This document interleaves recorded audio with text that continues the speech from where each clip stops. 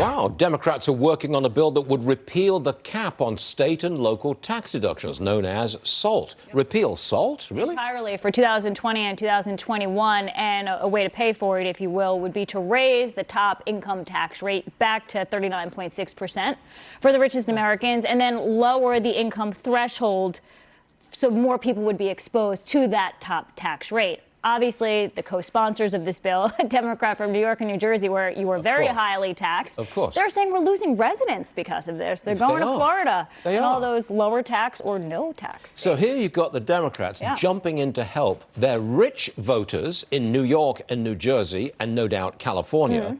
Democrats helping the rich? That's interesting. That's an interesting spin on the story. Well, that's the way it works, I gotta say. I want to bring in Mike Braun, Senator Mike Braun, the Republican from the great state of Indiana. Senator, do you support repeal of SALT? So it's ironic that in places that have super high state and local taxes, that they need that kind of relief. In places where government really works and it's a good value, like Indiana, it's not even a discussion. I would always be for reducing tax loads. In this case, I think they ought to consider lowering their state and local taxes so they don't run into that federal threshold. I think that's what most people from Main Street America would say about that. Not much sympathy. Yeah, no, not much sympathy. I think you're right there, sir. Now, President Trump, at the big speech last night, he was really trumpeting the economy. Big success. Just take a quick listen to this, please. Here's Mr. Trump on the economy.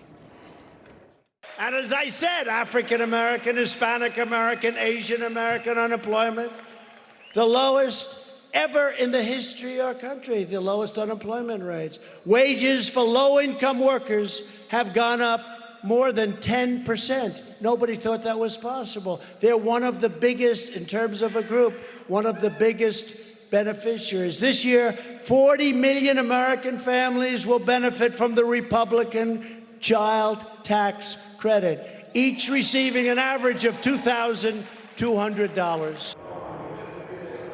Mr. Senator, he has to tout the economy because the media will never even mention it.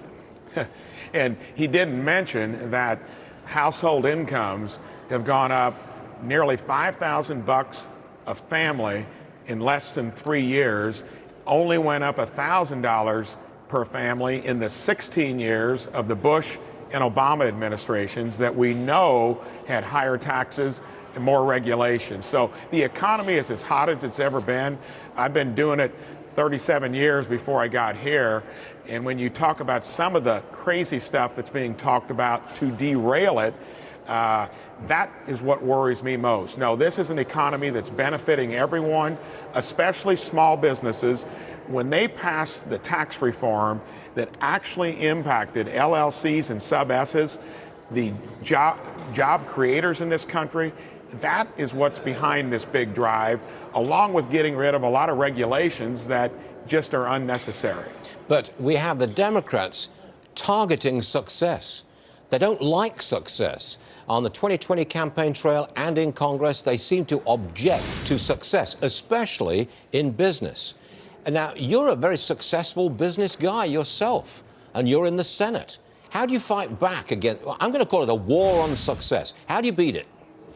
I think that is about as naive a thing as you can say, because implicit and explicit in that is that government is the driver.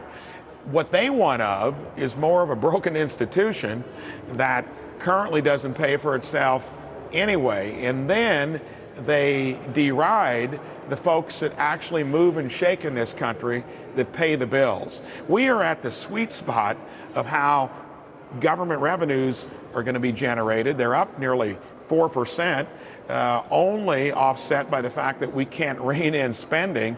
With the tax cut at lower rates, we're generating record revenues. I've been working on the CBO, to be honest, and touted, whereas they said it was going to hurt revenues over a 10-year period. That's not correct, and thank goodness we've got somebody in the White House that is creating the conditions to make this country move again. Always glad to see you, Mr. Senator. Mike Braun, Republican, Indiana. Thanks for seeing us. We'll see you again soon. You bet.